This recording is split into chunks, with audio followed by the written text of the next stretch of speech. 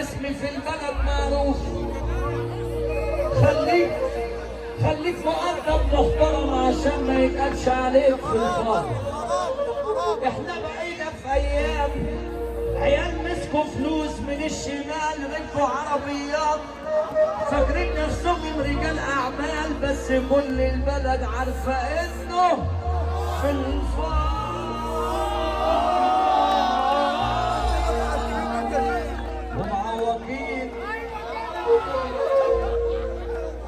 ياللي انت جاوي الحب بلاش تكلم بنات الناس على الفيس والواتس على الفاضي.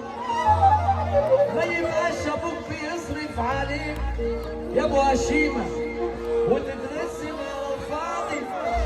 ما تقولهاش انا بصيف في الساحل وانت فوق السطح في الفاضي. عم احمد شبانه هو عريس الليله. يلا بينا نروح والمستشار واقف الرسمي.